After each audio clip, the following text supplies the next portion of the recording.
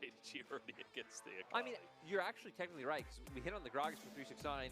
Theoretically, could have been played by Knight, so if they ban another mid laner, the 4 mid lane bans from the side of OMG. Let's retroactively pretend that was what I was trying to say. Good save. Well done, Luke. Sorry, Lee. Rick. There we go. Taken off the board. Knight Syndra, not too surprising. So that is 3 major picks taken away from Knight. The Silas still open, which Knight has played. Are there any games in particular that Elephant is considering expanding coverage to? All of the major ones, you know, Valorant, Dota, maybe Rainbow Six, COD. The mobility able to come out, you have range to play with against Aphelios later on too, but now it's All right, so let's talk about this. We see early look, LCS and LCS loving these early Xayah picks. I guess because they see the Aphelios coming out, but there's no reaction really to the Aphelios. And I guess they think it's going to be support Annie with the Aphelios. So they want the ability to dodge out on some of those abilities and hard engage still. Poppy ban, only an LPL baby. Rumble ban, only an LPL baby. Syndra ban, only an LPL baby. That sounds right. Yeah, sounds right to me. I think. But you're absolutely right. Aki was absolutely tearing it up on. All right. I love the Vex. Well against an Akali. And just doing great, you know, against champions wanting to come in, having that fear. Yep. Loving the Vex actually. And now for OMG, this would be quite nice with a bunch of MR, but huge AoE damage. Oof. Lots of hard engage there. From OMG. People like Ruler. Aki dives in, knocks everyone out of the slicing Maelstrom. Beautiful combo. OMG love long range engaged picks, so it makes sense if you think a Cream Yone is coming. Thank you. It's a good point, Imira. I've seen a few OMG games, but I haven't seen all their matches. So often that just goes wrong. Potential's there. I mean, a lot of pressure now. If he does fall a few assists behind, it's about getting there, whether on like a winning or losing. Yeah, we don't see a lot of Vex in this meta. It makes sense if you're gonna try and punish an Akali pick, and you knew the Akali was a mid lane Akali because the Annie was picked. You don't realize how common of a word that is in a normal sentence until you try and cast Abel's. Or I'm sorry, you knew the Annie was a support Annie. Excuse me, that's what I meant to say. See, there's my brain part, guys. You just make mistakes. That's just how it is. Made plenty of mistakes. We'll make plenty more. Topside is missing. One of the best things about Rakan is being able to get over terrain level 1 and potentially set up these pinches and shut down the member we were just highlighting for OMG. This would be huge. Kanavi certainly would have the damage in Knight. Remember, has that fear. At level 1, Aki the target. Knockup comes out from missing. There's not going to be any significant follow-up here. Kanavi's been pretty good on the Lee Sin recently, but he's also like hard thrown some games. Aki should be able to start this red. Nothing going to happen at level 1. We can see Knight. He's looked very, very terrible at times. Wanting to be aggressive in this lane. Some pretty solid trading patterns coming out, especially up against the Akali where like you throw down your Shroud, but with the Vex, whether it's, you know, the shield or I forget the name of the little zone. The little zone of despair. There we go. Coming out. A lot of ways to work around that Shroud, trying to get that fear off, and then, you know, getting that, the passive damage coming out from the auto. So we're going to keep an eye on Knight. And then again, Knight finding an advantage in mid, linking up down towards that bot side, and setting Ruler and missing out for success. Yeah, we'll see if they're going to be able to get down to that bottom lane, influence that. Kanavi starting on his red buff, but we have seen across the course of this year plenty of times junglers just go for a buff, go for a camp, go straight into a lane and try and influence that. So, seeing a Ruler though. On the Xayah Rakan, you expect like level 3 especially, big damage to come out from them, a lot of pressure in that lane. And typically, you know, we don't actually see junglers put a lot of attention down towards this lane normally, but it hasn't really mattered for JDG. Kanavi's had one of the highest jungle proximities to his bot lane in the league overall. We were highlighting that regardless of matchup, what Ruler and Missing are able to get done. So I think it's a plan that does make a lot of sense just with the names you have on the squad. Yeah. Oh, good little route from Ruler onto Abel there. Should be trading back slightly, but Abel still feeling a bit of pain in this bottom side. And Missing will have a bit of sustain there. Abel will run out of his Severum soon, and that's where things can get a bit tough. Looks like an AD cannon On the top side with the Cole. Like, we're going to wait for that burst to be able to come online. We'll see what PP God's able to do trading on the way out. As for some extra lane harassment, we'll see how this build progresses. They don't need a lot of extra, I guess, AP damage with the Annie and the Akali, so might be all right. I wonder how much Knight has been practicing Vex. It feels like a long time since we saw a significant amount of Vex in the LPL.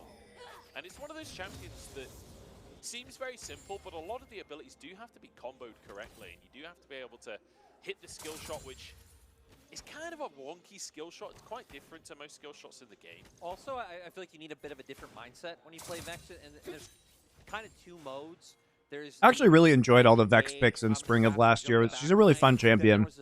Creating pickoffs in the side lanes, countering engages. Somewhat functioned as more of like a peel and follow-up mid laner. Yeah, so, you know, in this one, Knight definitely wanting to be that first route. Jumping in on the back line, finding Abel, getting in there with Kanavi and missing, and just trying to burst it out. You can even see that from having the Electro coming out, having the Ignite.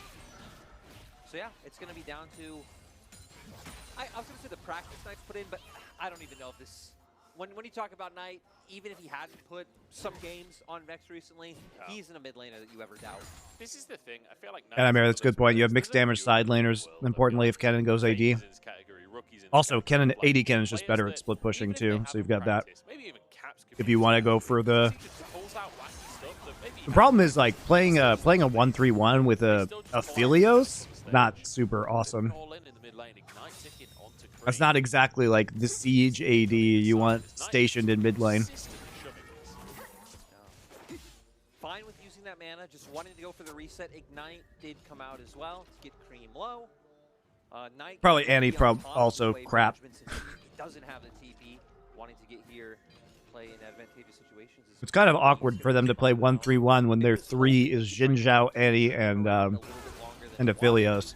Pretty butt cheeks. Roots come out either side, Aki in the bottom lane here, but the movement from Ruler and missing.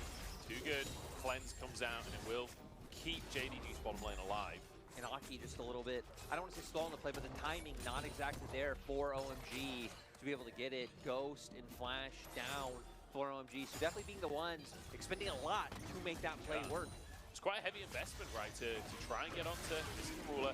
The Aphelios is the most confusing part. Like, I get it. The Jinzhao and the Annie are going to collapse onto the side lanes, but Aphelios being left alone in those scenarios feels like you're just asking to get dove or jumped on. Feels bad. I don't really know how you execute this composition. Now with Knight hovering over, it looks like that's exactly what they want to go for. Abel's incredibly low. Knight has the ulti available.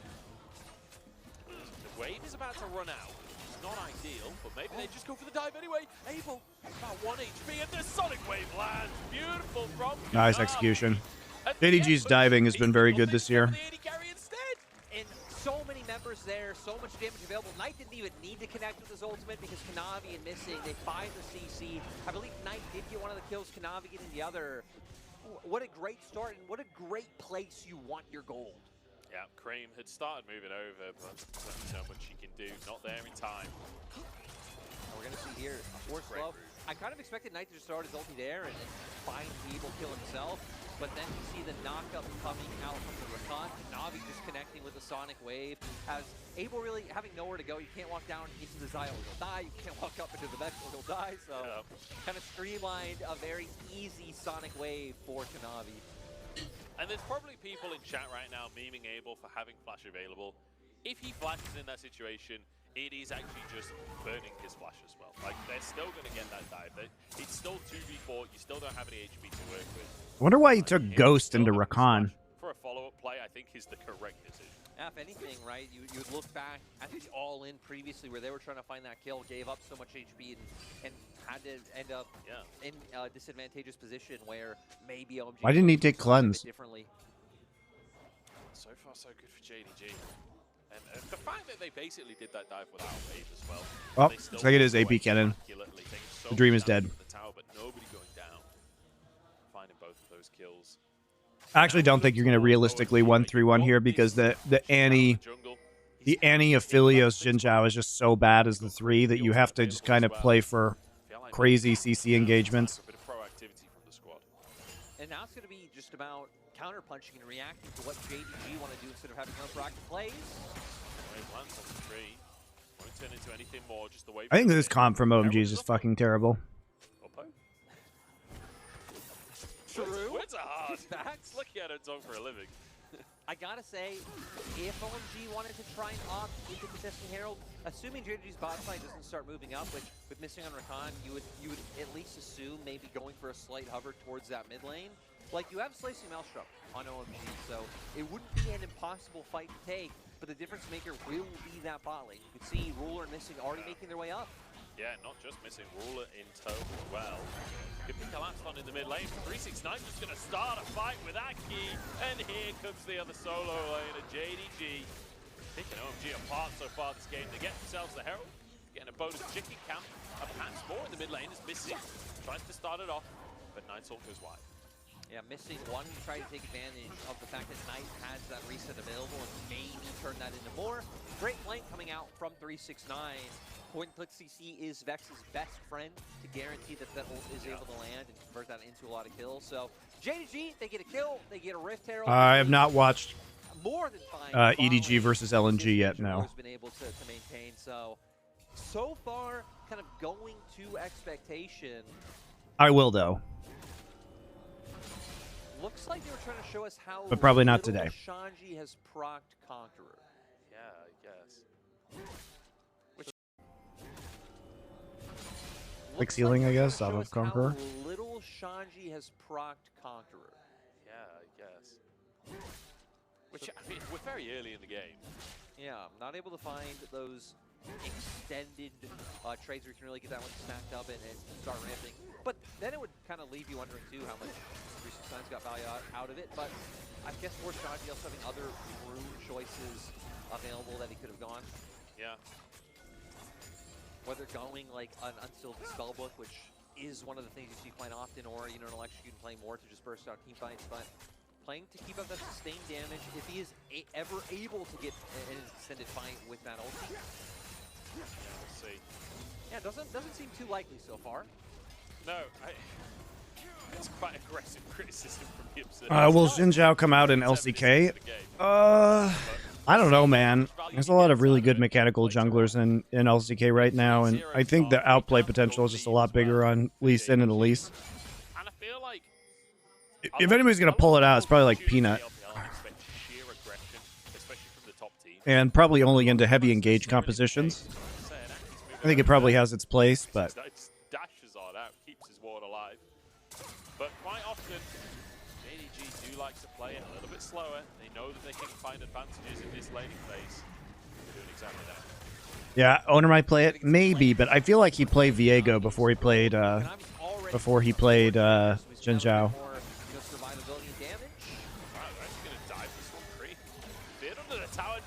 Finds his ultimate, waiting for cooldowns, goes in with the personal space. The Q hits as well. And what the fuck is happening? Here, but his jungler's already retreated, and PP gone. Not even Tibbers can save you. Honestly, now. that was really good by JDG. Gonna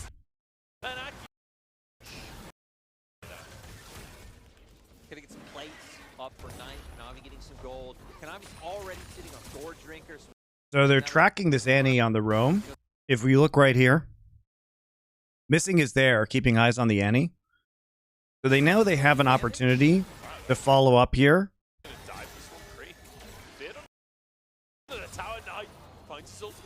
There you go, finds the ult, right?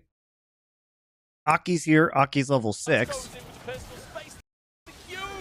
But they're able to get it, right? Able to get that kill. And they know Annie's coming, but they're not actually taking tower aggro right now. And the support Annie just isn't going to do a lot of damage. He has cooldown boots and spell thieves and a ruby crystal. So Missing is tracking up here. And they're able to use the Rakan ult at the end there to pick it off. Very nice. And you were just hitting about how pure aggression not always be the name of the game.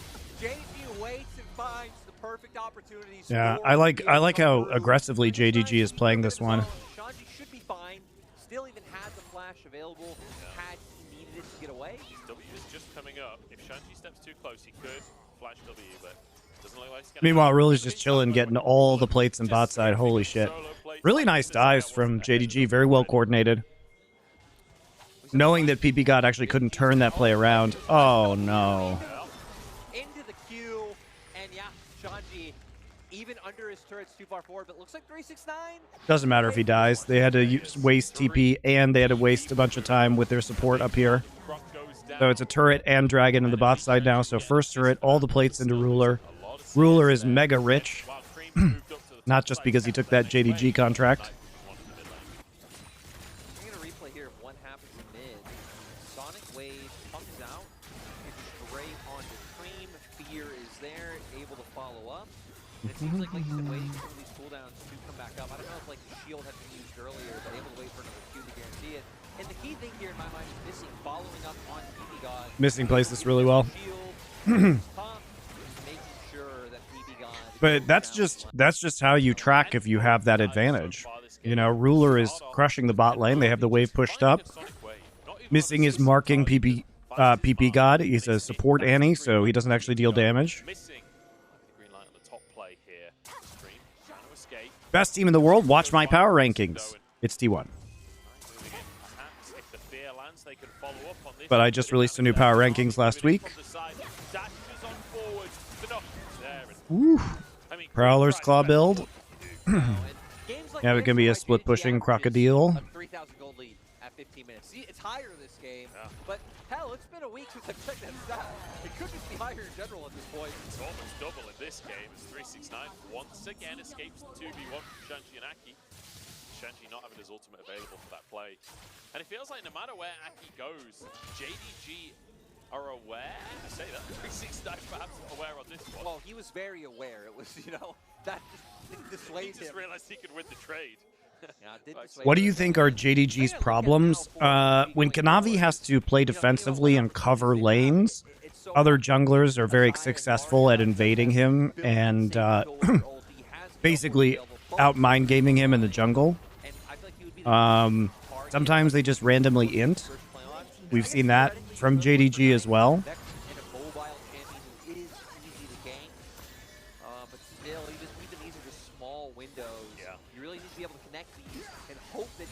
What team has the strongest early game? T1. Going into enemy jungle, controlling vision, and trying to choke OMG out.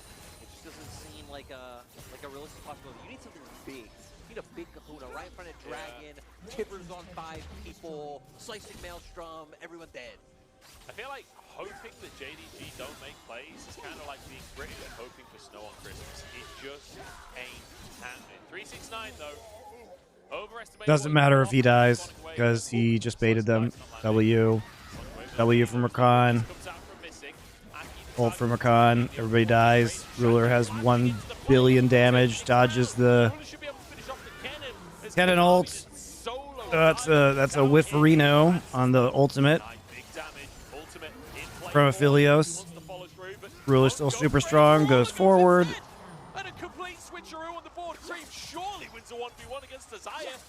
There we go.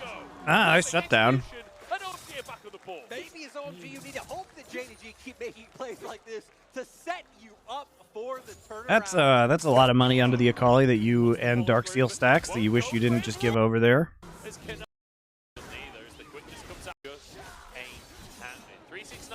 I mean, I get why they're doing this. They have a lot of long-range engage on JDG's side. Misses the Q, W over, Rakan W.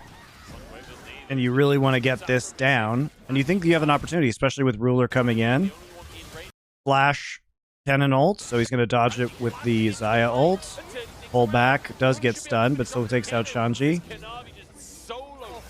And then right here, obviously, is where they get a little bit greedy. Going for this one. Ruler actually just flashes into the turret. Yeah. Didn't have to give up those shutdowns, gotta believe. That feels bad for JDG. You need to hope that JDG keep making plays like this to set you up for the turnarounds. Going in one. Didn't know you streamed so much. Or didn't know you streamed, just so I know. Do you know the results? Yes, I do. We're doing reviews, guys. We're not trying to make it so it's a surprise, right? This is about analyzing games. I don't really care if I know who won or not. It doesn't affect my enjoyment of the games at all. Kanavi ending up under the tower on his own, able to just literally gale forces and picks up a shutdown for himself. You see here, Sonic Wave not able to connect. They still want to go for this. Hockey's a really good ultimate to prevent Kanavi from getting any closer to Shanji. But Shanji just cares. He splashes in, gets a huge stun onto both support and jungler.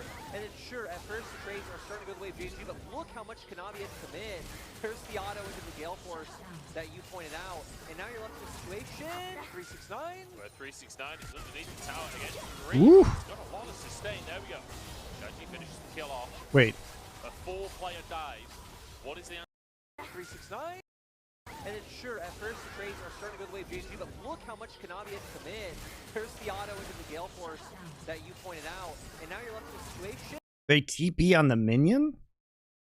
369. Where 369 is underneath the tower against Green, but he's got a lot Why? of sustain. There we go. Shanji finishes the kill off.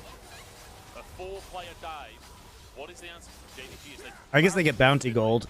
Probably worth it, actually.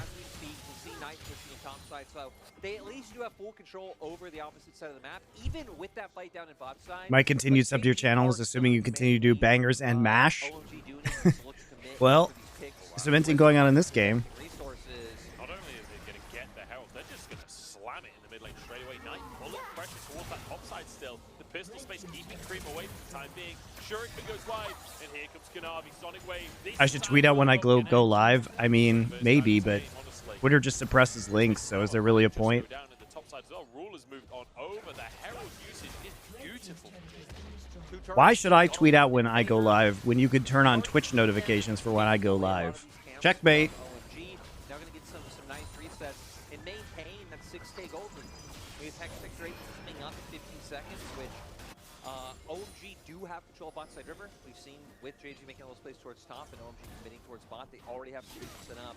And it's going to be about making sure that they can maintain this and not allow JDG to walk in. But Shadow Flame now finished by Knight, and a lot of two-headed power spikes on the side of JDG.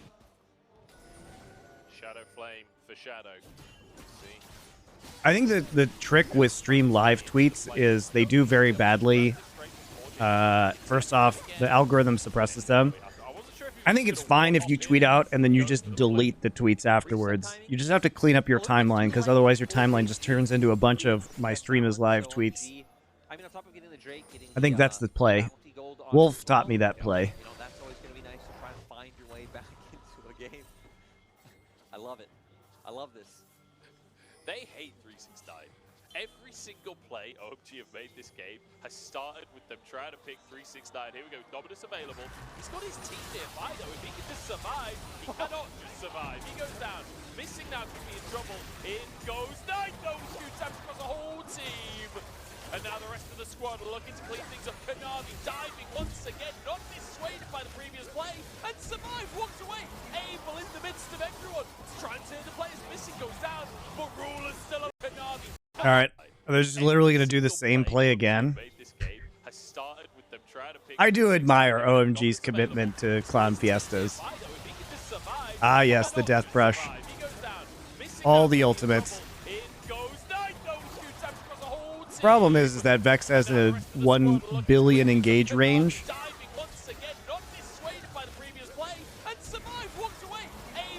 Hello, Abel?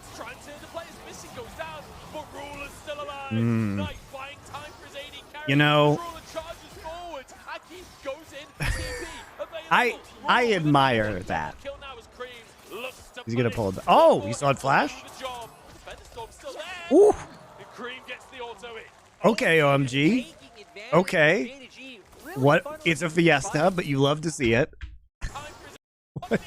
What is happening? Honestly, OMG's games are always bangers because they're so stupid, but yet so hilarious.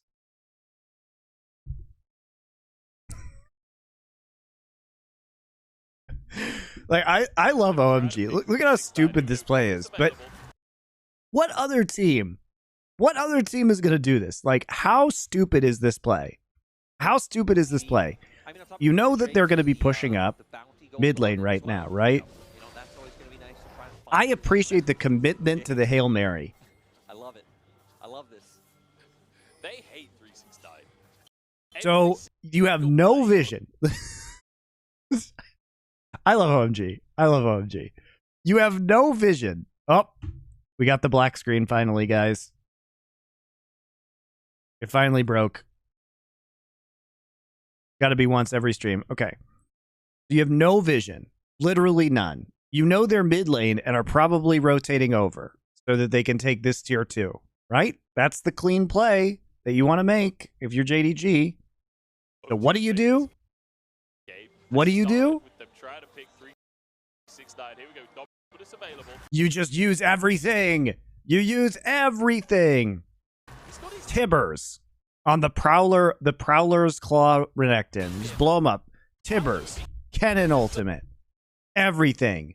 Just murder him. Now the problem is, you also get engaged on by the Rakan. Kanavi's here. He accidentally Q's the Tibber, but we'll ignore that. And Knight is able to just get a fat ult off.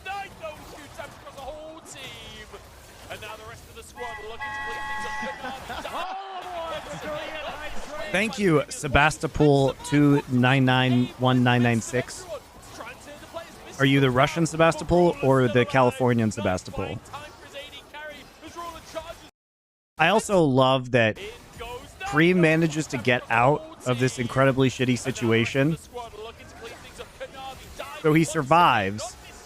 He's able to jump out without using flash, by the way. Cream actually plays this pretty well. Recalls and then TPs back into the same fight.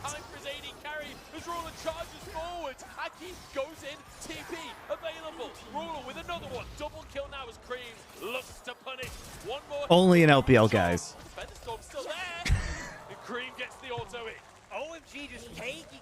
Oh, Ukrainian Sebastopol. Sorry, my bad. My bad. Which Sebastopol are you? Your only source of DPS is Zaya. That's the champion who was just so gay. It was a mistake, guys. Sorry. I didn't mean anything by it. Honest mistake. 369 gets immediately burst, and now this is all you have. You have the Lee Sin and the Vac. Sure, the CC's there, but again, it's about burst. It's about being able to find resets to be able to keep going. Without the Zaya here, it just keeps the fight on even ground. Really nice damage can come out from Abel. You guys, I told you. You're inevitably going to say dumb things when you're live. Denying the kick coming out from Kanavi. Kanavi went so deep trying to make a play, was just knocked up until he was dead. Yeah, I still feel like even had a kick come through, again, JDG needs to start playing more around this AD carry. And I'm actually very good at geography. That's the sad part. All these other members having to funnel in to be able to maximize the value of their kits. It just leaves it so Ruler typically then going to be left on his own, having to fend off Cream's Akali. The thing is those plays didn't really do anything, right? That's the problem, is OMG can force these plays, but it's not really closing the gold gap, and they don't actually take any objectives as a result of it. But their OMG's commitment to the Fiesta is wonderful. We closed the gold gap by a few hundred. I think the thing is, the goal gap was so monumental to start with that even if you do win a couple of fights, you're still a long way behind. And crucially, Ruler on those two items getting very close to finishing a third as well.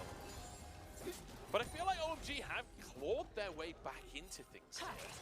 Abel's two items, but Moonlight Vigil gonna go wide. So maybe not gonna have that opportunity to find the fight that you were just hoping for, since you have been able to hit some crucial item spikes of your own. 1.5 minutes until that next Drake spawns. And it does still feel like JDG are the ones in control of the map, right? Slowing things down now. Basically saying, okay, we've lost a couple of fights, diving this bot tier 2. Let's just kill the bot tier 2. Can't dive the bot tier 2 and die if there's no bot tier 2. Smart play from me. Eliminating their worst enemy. And we can see, even just pivoting back to the jungle, one of the reasons why JDG have been able to maintain this gold lead, despite some close fights going slightly over the side of OMG, is that they just have maintained control over OMG's jungles and haven't allowed, the farming to come through. 43 CS lead for Ruler. Big CS lead in jungle as well, almost 40 CS. Large CS lead in the top lane. Across the board, JDG have done a great job of not allowing OMG to get any gold on the map. It's been tough for OMG this game. And again, we came into this series saying this was going to be a test for OMG. This was going to be a series where they have to prove their worth. This is a team that haven't really played against kind of the top 4 in the LPL so far this split. They've got them ahead of them. They need to be able to pick up some of these wins. And when it comes to the chaotic mechanical team fights, we've seen that OMG have what it takes to bring down JDG. It's just when it comes to how you're setting up the map, how JDG are playing the macro, it feels like they've been permanently ahead of what OMG are bringing to the table. A lot of it coming down to that early game, right? JDG and how they handle that early game, which is so flawless to OMG. And it's why we've highlighted that they have been this scrappier, skirmishy team that have really relied on that to be able to find wins, because that really is where their biggest strength lies. Now they're going to keep angling around mid lane to hope to look for it. TP Gun having that stun available. Tippers, pretty much everything is up for both sides. What's the best way for dominant teams to improve inside their region? T1, G2, and Fly look very dominant, but they may get destroyed by LPL teams so they don't get tested. I mean, T1 is scrimming against LPL teams constantly. So they already are in a perfectly fine practice environment.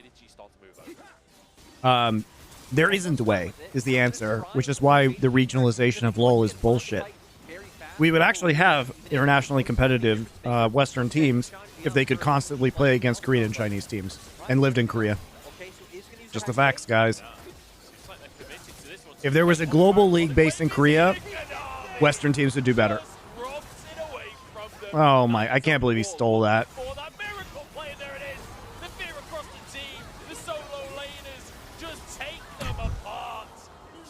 You had to go for it, though. I respect OMG. I respect OMG. They are constantly, their stupid comp, they are constantly trying to make a play with their stupid composition. They don't just give up. All right. It was dumb, but it was fun.